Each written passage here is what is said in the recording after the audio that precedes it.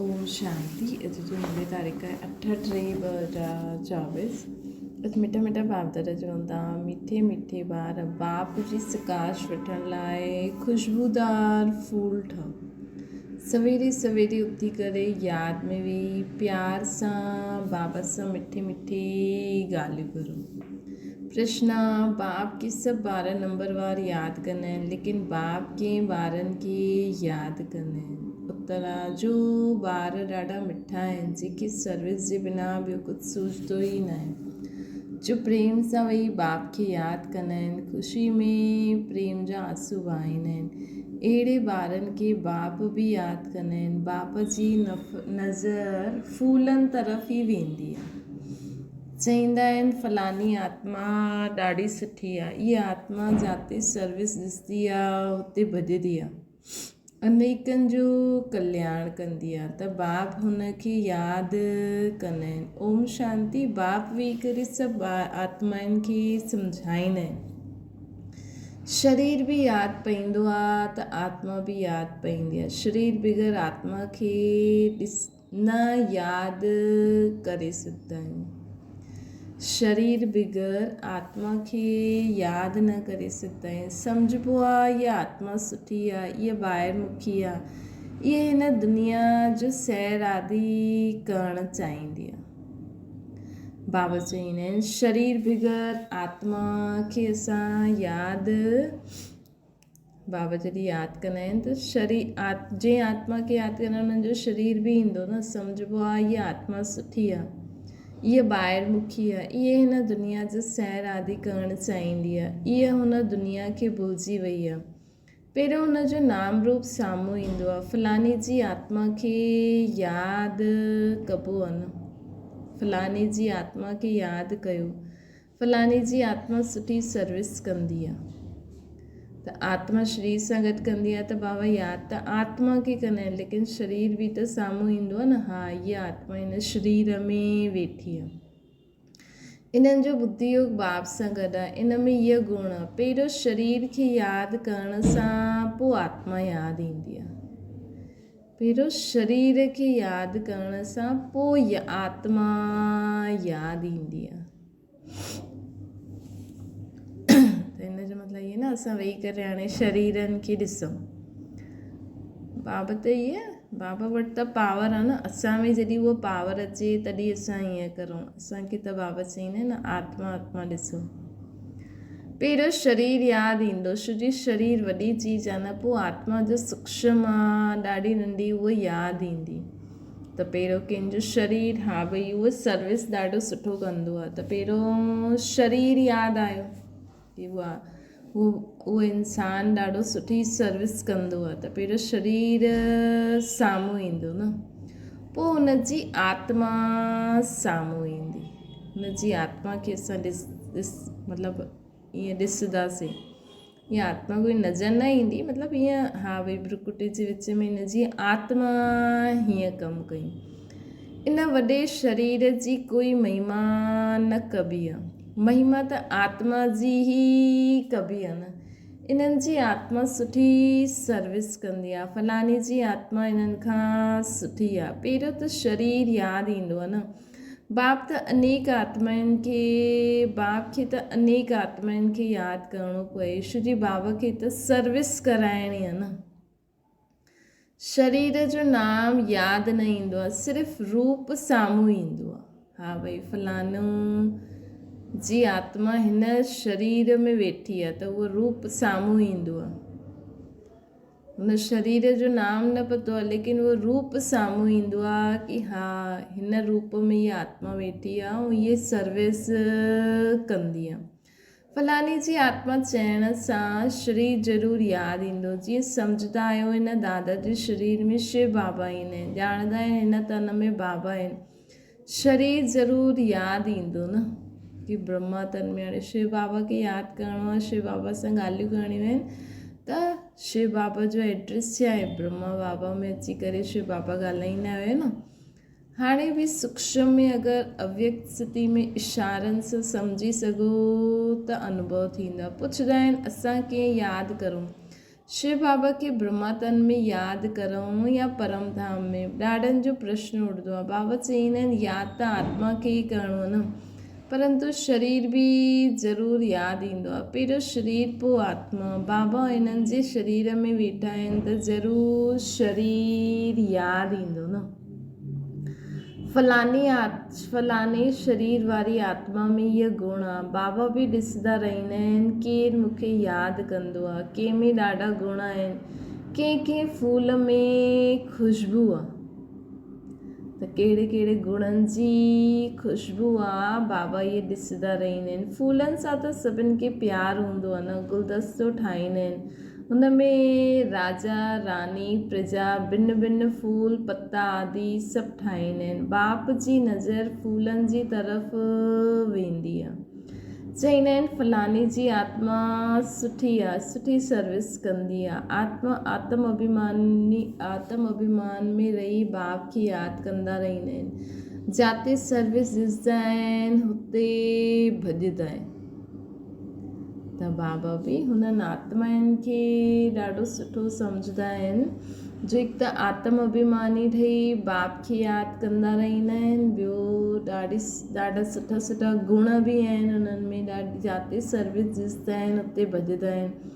पोइ बि सवेरे उथी करे यादि में वेहींदा हूंदा त कंहिंखे यादि कंदा हूंदा। शिव बाबा परमधाम में यादि ईंदो हूंदो या मधुबन में यादि ईंदो आहे। बाबा यादि ईंदो हूंदो न, हिन में शिव बाबा आहे। शिव जी बाप त हाणे हेठि आया आहिनि, मुरली हलाइण हेठि ईंदा आहिनि। इन्हनि खे पंहिंजो घर में त कोई कमु न हूंदो न।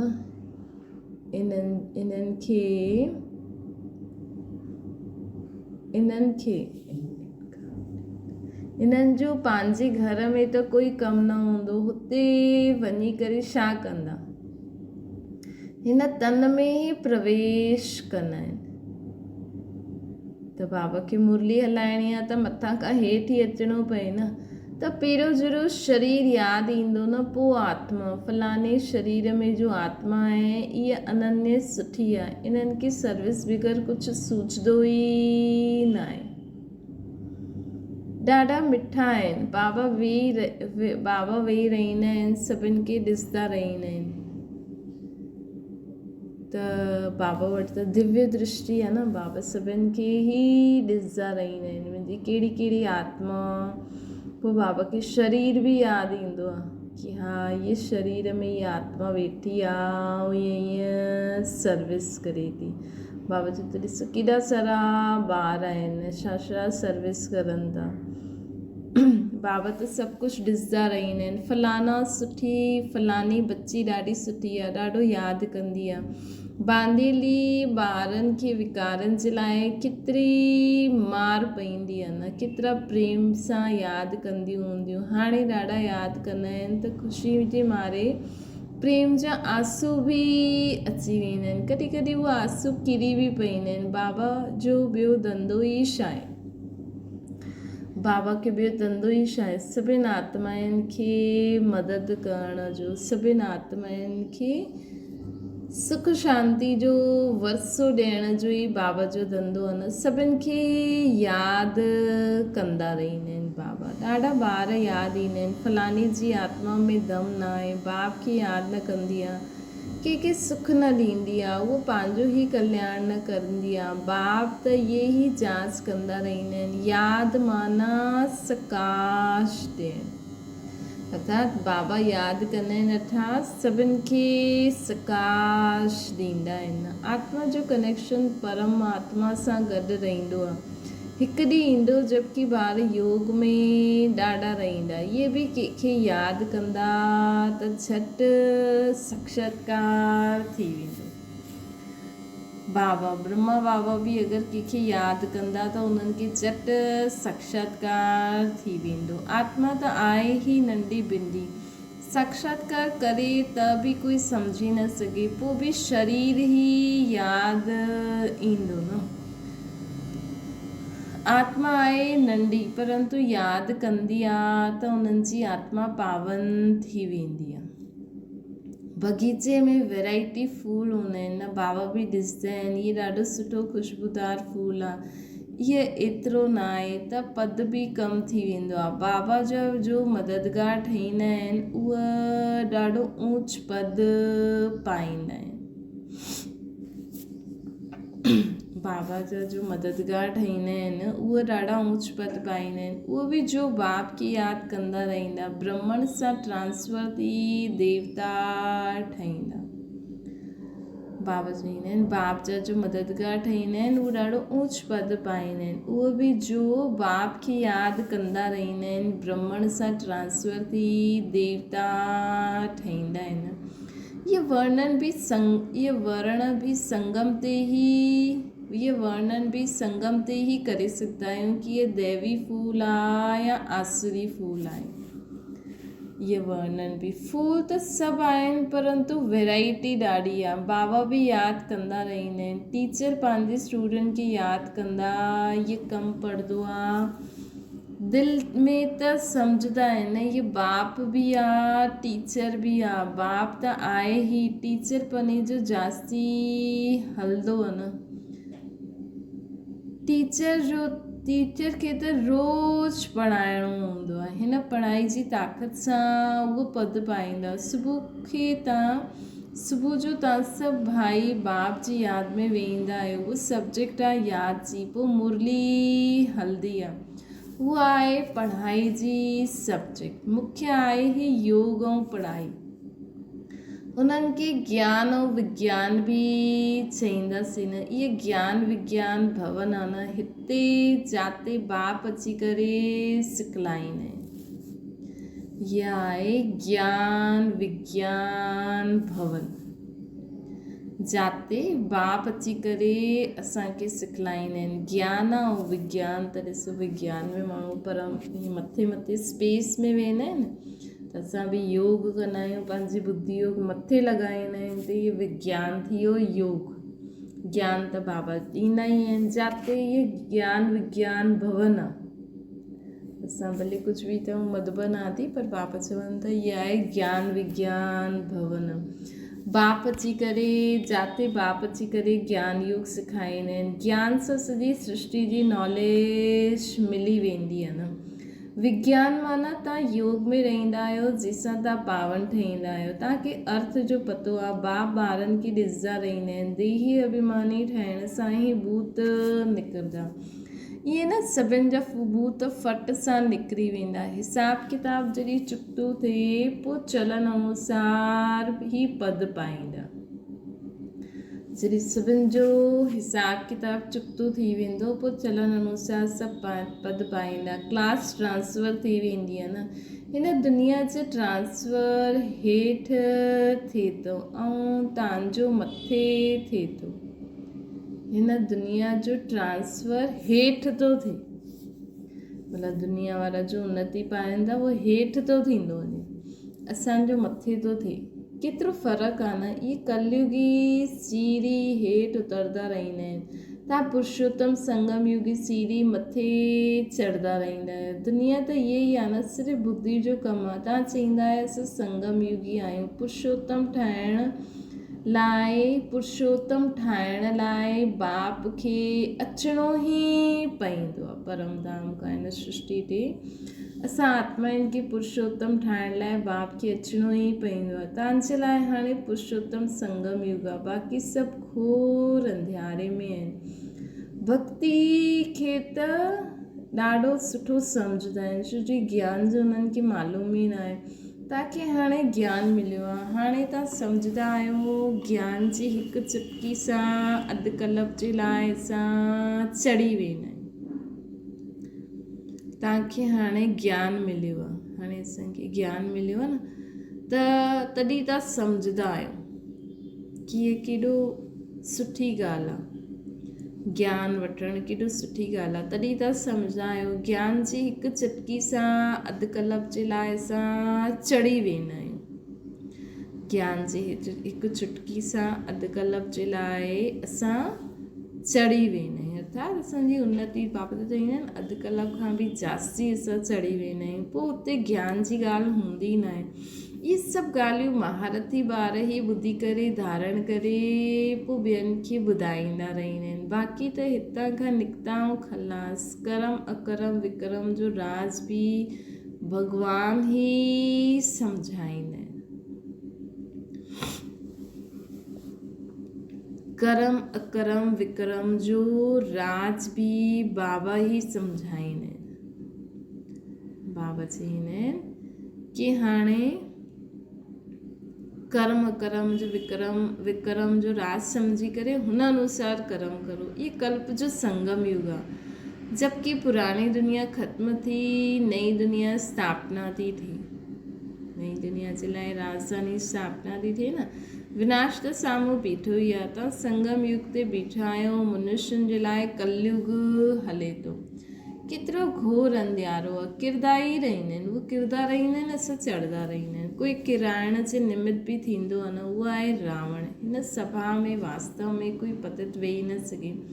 पतित वायुमंडल खे ख़राबु कंदो। अगरि कोई छिपी करे वेही वेंदो आहे त हुनखे चोट बि लॻंदी आहे।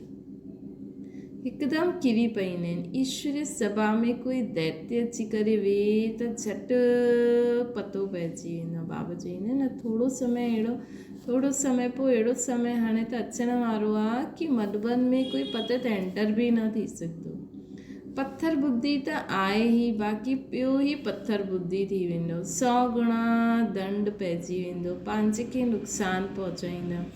चईंदा आहिनि असां ॾिसंदासीं हिननि खे पतो पवंदो आहे या न पवंदो आहे। ईअं सोचंदा आहिनि कि ॾिसूं था हिननि खे पतो पए थो नथो पए। असांखे छा पई, जो कंदो सो पाईंदो। असांखे ॼाणण जी ज़रूरत न आहे। बाप सां सदैव सचो रहणो आहे। चईंदा आहिनि सच त मिठो नच। सचा रहंदा त पंहिंजी राजधानी में बि डांस कंदा। बाप आहे ई ट्रुथ, त ॿारनि खे बि ट्रुथ ठहिणो खपे। बाबा पुछंदा आहिनि शिव बाबा किथे आहे? चईंदा आहिनि इन्हनि में आहे। परमधाम छॾे करे दूर देश जे रहण वारो आहे देश पराए। उन्हनि खे त हाणे ॾाढी सर्विस करणी आहे। बाबा चईंदा आहिनि इन्हनि खे त ॾाढी सर्विस करणी आहे। बाप चईंदा आहिनि मूंखे राति ॾींहुं हिते सर्विस करणी पवंदी आहे। संदेशनि खे भक्तनि खे साक्षात्कार कराइणो पवंदो आहे। बाबा खे त हिन दुनिया में अची करे केॾी सर्विस करणी आहे। एॾी सारी संदेशनि खे भक्तनि खे बि बाबा खे साक्षात्कार कराइणो पवंदो आहे। त हिते ई न, हुते त कोई सर्विस न आहे। सर्विस बग़ैर बाबा खे सुख ई न आहे। सॼी दुनिया जी सर्विस करणी आहे न। सभु पुकारदा आहिनि बाबा अचो।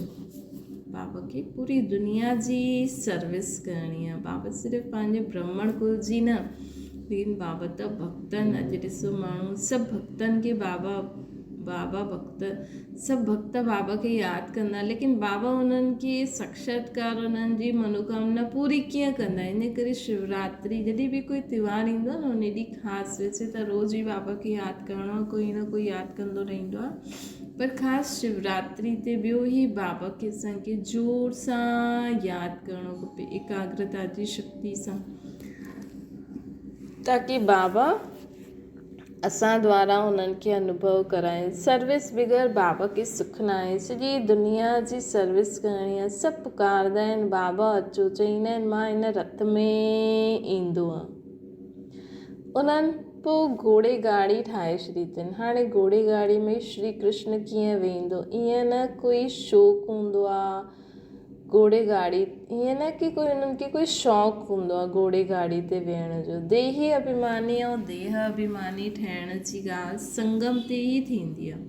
ऐं सवाइ बाप जे इहे ॻाल्हियूं ॿियो कोई सम्झाए बि न सघंदा। देही अभिमानी देह अभिमानी ठहिण जी ॻाल्हियूं संगम ते ई थींदियूं आहिनि। ऐं सवाइ बाप जी इहे ॻाल्हियूं ॿियो कोई सम्झाए बि न सघंदा आहिनि। तव्हां बि हाणे ॼाणंदा आहियो न, पहिरियों न ॼाणंदा हुआसीं असां। देही अभिमानी देह अभिमानी ठहिण जी ॻाल्हियूं संगम ते ई थींदियूं आहिनि। सोचो पाण पंहिंजी आत्मा सां बि हाणे ई मिलंदा आहियूं। बाबा ई असांखे सम्झाए सघंदा आहिनि। तव्हां बि ॼाणियो आहे, पहिरियों न ॼाणंदा हुआसीं। छा कोई गुरू सिखायो ऐं गुरू त ॾाढा कया, कोई बि कंहिं बि असांखे न सिखाया। ॾाढा गुरू कंदा आहिनि, सम्झंदा आहिनि कोई सां शांती जो रास्तो मिली वञे। बाप चवंदा आहिनि शांती जो सागर त हिकु बाप ई आहे, उहो साथ वठी वेंदा आहिनि। त सुख शांति जो कंहिंखे पतो ई न आहे। कलयुग में आहे शूद्र वर्ण, पुरुषोत्तम ते आहे ब्राह्मण वर्ण। इन वर्णनि जो बि तव्हांजी सवाइ ॿियो कंहिंखे पतो ई न आहे। हिते तव्हां ॿुधंदा आहियो, ॿाहिरि निकिरंदे सभु कुझु भुलिजी वेंदा आहियो, धारणा न थींदी आहे। बाप चवंदा आहिनि किथे बि वेंदा आहियो, बैच पियो हुजे, हिन में लज्जा जी कोई ॻाल्हि कोन्हे। इहे त बाबा ॾाढो कल्याण जे लाइ ठाराए अथई। कंहिंखे बि सम्झाए करे ॾियो। कोई सेंसिबल हूंदो त चईंदो हिन ते असांजो ख़र्चो छा, तव्हांजो ख़र्चो थियो हूंदो न। चओ ख़र्चो त थींदो ई आहे, ग़रीबनि जे लाइ फ्री। उहा धारणा करे त उच पद पाए। ग़रीब जे वटि पैसा ई न आहिनि त छा कंदो। कोई वटि पैसा आहिनि परंतु मनूस आहे। हिननि प्रैक्टिकल करे ॾेखारियो न। कंहिं वटि पैसा हूंदा आहिनि लेकिन ॾींदा न आहिनि त उहो मनूस आहे। बाबति ब्रह्मा बाबति प्रैक्टिकल करे ॾेखारे न। सभु कुझु माताउनि जे हवाले करे ॾिनई। तव्हां वेही सभु कुझु संभालो। छो जे हाणे त ज्ञान मिलियो आहे कि पिछाड़ी में कुझु बि यादि ई न अचे त पैसा आदि रखी करे छा कंदासीं। कुझु यादि अची वञे त अंतकाल जो स्त्री सिमरे, परंतु हिन जो मतिलबु हीअं न असां पैसा न रखूं। अगरि तव्हां घर गृहस्थी में रहियो था त शरीर निर्वाह जे लाइ त करिणो पवंदो न। हा, बाक़ी सेंटर ते मधुबन में रहूं था त हुते त पाण जे पॉकेट में थोरी कुझु रखिणो पवंदो आहे। हुते त सभिनि जे लाइ सभु कुझु हूंदो ई आहे। वॾी बिल्डिंग्स आदि हूंदियूं त अवश्य यादि पवंदियूं, परंतु थोरो बि ज्ञान ॿुधो त प्रजा में ज़रूरु ईंदा। बाप त आहे ई ग़रीब निवाज। कोई वटि पैसा हूंदा आहिनि त बि मनूस हूंदा आहिनि। इहे न सम्झंदा आहिनि कि पहिरियों वारिस त शिव बाबा आहिनि, भॻवान वारिस त भक्ति मार्ग में बि आहे न। ईश्वर अर्थ ॾींदा आहिनि। छा उहो कंगाल आहे जो उन अर्थ ॾींदा आहिनि। भक्ति मार्ग में बि ॾिसो माण्हू ईश्वर अर्थ धन कढंदा आहिनि न। अगरि हिन सम्झ सां कढनि कि ईश्वर अर्थ मतिलबु ईश्वर असांजो पहिरियों ॿार आहे, उहो असांजो वारिस आहे, त हुन जे लाइ बि धन कढूं था। त ईश्वर अर्थ ॾींदा आहिनि। छा उहो कंगाल आहे जो हुनखे ॾियो था। सम्झनि ईश्वर जे नाम ते ग़रीबनि खे ॾींदासीं त ईश्वर एवज में ॾींदा। ॿिए जन्म में मिलंदो त चवंदा आहिनि दे दान त छूटे ग्रहण। लेकिन भक्ति मार्ग में ईश्वर अर्थ ॾींदा आहिनि लेकिन उन्हनि खे पंहिंजो ॿार न सम्झंदा आहिनि। हिते त असांखे शिव बाबा खे पंहिंजो बालक सम्झणो आहे। इहे सभु शिव बाबा जो आहे। त दुनिया में त ग़रीब ईश्वर अर्थ ॾींदा आहिनि ग़रीबनि खे। सोचंदा आहिनि ईश्वर असांजे इन जे एवेज में ॾींदो, ॿिए जन्म में मिलंदो। चवंदा आहिनि दे दान त छूटे ग्रहण। बाप खे सभु कुझु ॾेई छॾियो। शरीर मित्र संबंधी आदि सभु बाबा खे समर्पण करे छॾियो। इहे सभु कुझु तव्हांजो आहे बाबा, तव्हां असांजा आहियो। हिन समय सॼी दुनिया ते ग्रहण लॻल आहे न, उहो कीअं हिकु सेकेंड में छुटंदो। काले खां गोरो कीअं ठहींदासीं। हाणे तव्हां ई ॼाणंदा आहियो, पोइ ॿियनि खे सम्झाईंदा आहियो न। बाबा चवनि था जो चवंदा आहिनि असां अंदरि में सम्झायूं परंतु कंहिंखे सम्झाए न सघंदा आहियूं, उहो बि कंहिं कम जा न आहिनि। बाप चवंदा आहिनि दे दान त छूटे ग्रहण। असां तव्हांखे अविनाशी ज्ञान रत्न ॾींदा आहियूं, उहो सभिनि खे ॾींदा वञो त भारत ते व सॼी दुनिया ते जो राहु जो ग्रहण वेठो आहे उहो उतरी वञे ऐं सभिनि ते पूरे विश्व ते बृहस्पति जी दशा थी वञे। त बाबा चवंदा आहिनि कि सॼी दुनिया ते जो राहु जो ग्रहण वेठो उहो कॾहिं पूरो ख़तमु थींदो, सॼी दुनिया ते बृहस्पति जी दशा कीअं ईंदी, जॾहिं असां सभिनि खे ॿुधाईंदासीं। सभिनि खां सुठी आहे बृहस्पति जी दशा। हाणे तव्हां ॼाणंदा आहियो भारत ख़ासि आम दुनिया ते राहु जो ग्रहण लॻियो आहे। हाणे हिन सां कीअं छुटूं, इहे त बाप आहे न। बाप तव्हांखां पुराणो वठी करे नया ॾींदा आहिनि, इनखे चइबो आहे बृहस्पति जी दशा। हिनखे छा चइबो आहे? बृहस्पति जी दशा। मुक्ति में वञण वारनि जे लाइ बृहस्पति जी दशा न आहे, लेकिन पोइ पूरी जॾहिं बाक़ी सभु त मुक्ति में हली वेंदा, लेकिन पूरी दुनिया में त बृहस्पति जी दशा थी वेंदी न, बाक़ी सभु पोइ मथे हली वेंदा। मुक्ति धाम में वञण वारनि जी बृहस्पति जी दशा न आहे। अच्छा मीठे मीठे सिकिल ते ॿारनि प्रति माता पिता बाप दादा जो यादि प्यार ऐं गुड मॉर्निंग। रूहानी बाप जी सभिनि रूहानियुनि ॿारनि खे नमस्ते। असांजी बि रूहानी माता पिता बाप दादा खे यादि प्यार गुड मॉर्निंग ऐं नमस्ते। धारणा जे लाइ मुख्य सां सदा ख़ुशी में डांस करण लाइ सचे बाप सां सदा सचो रहणो आहे। सदा ख़ुशी में डांस करण लाइ सचे बाप सां गॾु सदा ई सचो रहणो आहे।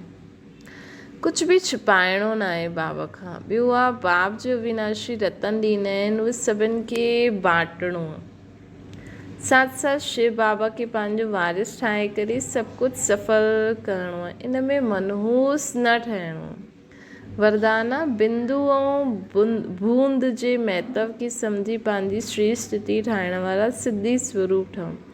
शिव परमात्मा जी पूजा में हिकु बिंदु जी विशेषता बि बूंद जी विशेषता आहे।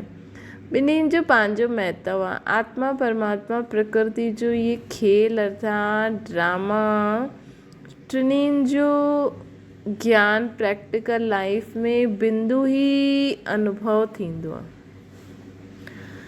आत्मा परमात्मा प्रकृति जो खेल अर्थात ड्रामा, टिन्हिनि जो ज्ञान प्रैक्टिकल लाइफ में बिंदु ई अनुभव थींदो आहे न। ऐं बूंद आहे शुद्ध संकल्पनि जी स्मृति।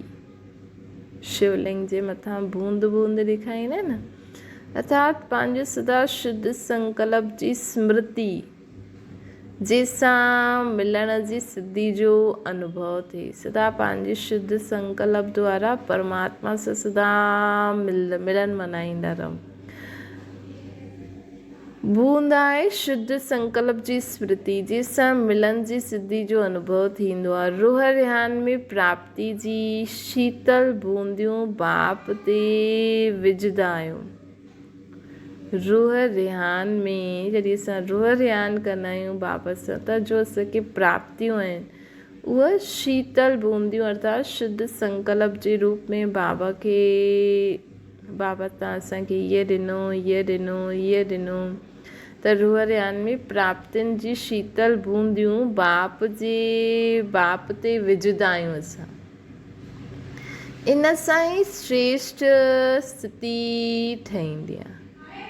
ऐं असां इहे बि कंदा आहियूं न, बाबा सां जॾहिं रूह रिहान कंदा आहियूं त श्रेष्ठ संकल्प कंदा रहंदा आहियूं, त जंहिंसां असांखे असांजी उहा संकल्प समान में स्थित थी करे संकल्प में स्थिति करे असांजी श्रेष्ठ स्थिति बि ठही वेंदी आहे। इन जो ई यादगार भक्ति में बि हलंदो आहे। भक्ति में ॾेखारींदा न शिवलिंग जे मथां बूंद अर्थात सदा पंहिंजी शुद्ध संकल्प कंदा रहो, बाप सां प्राप्ति, बाप खे यादि कंदा रहो, शुद्ध संकल्प करे ऐं बाबा सां प्राप्ति कंदा रहो। श्रेष्ठ स्थिति में बि स्थित थींदा वञो। असां चईंदा आहियूं न मां शांत स्वरूप आत्मा आहियां, त असां पोइ संकल्प करे बाबा खे यादि कंदा आहियूं त उहा स्थिति थी वेंदी आहे शांति जी, ऐं उहा प्राप्ति बि थींदी आहे। असां चईंदा आहियूं मां बाबा जो ॿारु आहियां, पोइ बाबा असांजो पीउ आहे, पोइ हुन रीति सां यादि कंदा आहियूं त प्राप्ति बि थी वेंदी आहे, स्थिति बि सुठी थी वेंदी आहे।